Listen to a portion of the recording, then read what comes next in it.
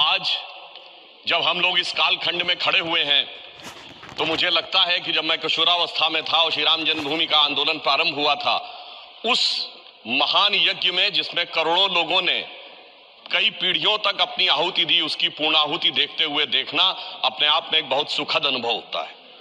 और यह काल इसलिए भी अधिक महत्वपूर्ण है कि यह भारत के अमृत काल का ही कालखंड नहीं है, बल्कि श्री राम मंदिर के माध्यम से शताब्दियों से सोई हुई भारत की चेतना के पुनः उठकर अग्रसर होने और विश्व को नया संदेश देने का एक संधिकाल भी है।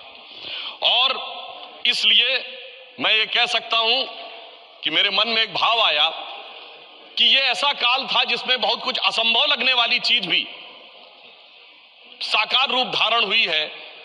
तो मेरे मन में यह भाव आया कि मानो अक्षर सभी पलट गए भारत के भाल के, साकार हुआ स्वप्न हर बला को टाल के, नए क्षितिज उभर रहे हैं अमृत काल के और दिव्य दर्शन हो रहे हैं श्री राम लाल के। मान्यवर, भगवान राम उस भारत की स्व की अनुभूति है जो भारत के स्वतंत्रता के बाद निश्चित रूप से प्रकट होनी चाहिए थी, जो अनादिकाल से भारत में उत्तर से दक्षिण तक, उत्तर में यदि गुरु गोविंद सिंह जी ने गुरुमुखी में रामावतार लिखा तो दक्षिण में तमिल में कंबन ऋषि ने वही रामावतारम नाम से ही लिखा, तो बंगला में कृतिवास ने यदि लिखा तो हिंदी में तुलसीदास ने लिखा, तो उत्तर दक्षिण पूरब पश्चिम से सब तरफ भारत के प्राण को अनुप्राणित करने वाला यह तत्व था। इसीलिए महात्मा गांधी ने भी जिस समय स्वतंत्रता आंदोलन की शुरुआत की तो अपना राजनीतिक दर्शन रखा था राम राज्य, और प्रतिदिन का भजन रखा था रघुपति राघव राजा राम, अंतिम शब्द रखा था हे राम। परंतु हे राम, मैं ये कहना चाहूंगा उन राम को भी प्राण प्रतिष्ठित करने में इतना संघर्ष करना पड़ा जो भारत के समाज से लेके आध्यात्म और मन तक विद्यमान थे, जिसे हम लोग उस आंदोलन के समय कहते थे कि ये तन प्रभु राम का, मन प्रभु राम का, तो हर क्षण बोलिए जय श्री राम की, आस प्रभु राम की, श्वास प्रभु राम की, तो प्रति क्षण बोलिए जय श्री राम की। मगर आगे समस्या ये थी, तो हम कहते थे शासन चलाए चाहे सीने पर गोलियां, परवाह नहीं कीजिए शरीर और प्राण की, आए आपदाएं विपदाएं भले कितनी, बनाएंगे हम मंदिर सौगंध श्री राम की। और आपदाओं विपदाओं को पार करते हुए वह सौगंध आज पूर्ण हुई। इसके लिए अनेकानेक लोगों ने बलिदान दिया, देवी दीन पांडे जी से लेके सरदार फकीर सिंह से लेके हजारों संतों से लेके कार सेवकों तक और कोठारी बंधुओं तक। परंतु मैं एक बात कहना चाहूंगा, मैं इस विषय पे कोट करना चाहता हूं। 2003 के नोबेल पुरस्कार विजेता वीएस नायपॉल ने एक किताब लिखी थी भारत के बारे में, इंडिया ए वुंडेड सिविलाइजेशन।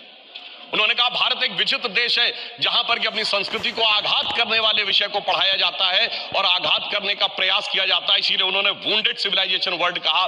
वो मैं इसलिए कह रहा हूं कि जो इतिहास में प्रत्यक्ष प्रमाण थे उनको भी झुठलाने का प्रयास हुआ। श्री राम जन्मभूमि केस के सिर्फ 2 उदाहरण बताना चाहता हूं।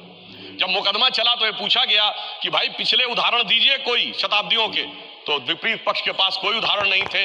हमने फॉरेन ट्रेवलर्स के उदाहरण कोट किए। विलियम फिंच नाम का ब्रिटिश ट्रेवलर आया 1610-20 के आसपास, उसने कहीं पर मस्जिद का उल्लेख नहीं किया, सिर्फ मंदिर का उल्लेख किया। फ्रेंच ट्रेवलर आया जोसेफ टिपेंथलर 1720 के आसपास, तो वो कहता वहां पर चबूतरा है जिसमें कि और एक पक्ष में वो मस्जिद की बात करता है और बताता है कि रामनवमी पे लाखों की भीड़ लगती है।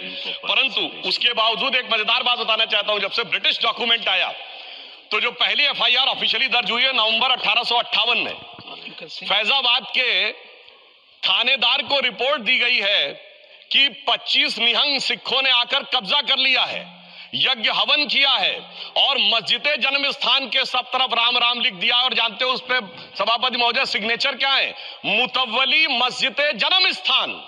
अब बताइए, जन्म स्थान पहली एफआईआर में खुद मुतव्वली लिख रहा है और उसके बाद इस विषय को इतना बढ़ाया गया। और स्वतंत्रता के बाद मैं एक बात कहना चाहता हूं, 22-23 दिसंबर 1949 की रात को जब श्री राम लला प्रकट हुए, उसके बाद यह ध्यान देने योग्य बात है, यह समुदायों के बीच के संघर्ष का विषय नहीं था, यह भारत के स्वाभिमान का विषय था। 12 साल टाइटल सूट की मियाद होती है, 12 साल तक मुस्लिम पक्ष सुन्नी सेंट्रल वक्फ बोर्ड उसमें पैरोकारी नहीं था।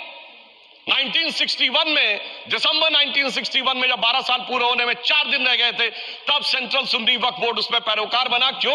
कुछ सेकुलरिस्टों ने समझाया, कुछ लेफ्टिस्टों ने समझाया, और इसका उल्लेख के मोहम्मद साहब ने अपनी किताब में किया है कि मुस्लिम समाज में एक बहुत बड़ा तबका ये मानता था कि हमें इस विषय में पढ़ने की जरूरत नहीं है, परंतु राजनीति के चलते हुए भारत के स्वाभिमान का विषय ये इसका प्रतीक बना।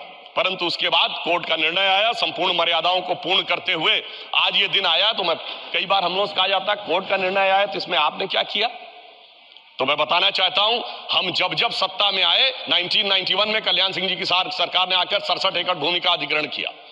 उसके बाद याद करिए खुदाई पर रोक हुई नवंबर 1858 में फैजाबाद के थानेदार को रिपोर्ट दी गई।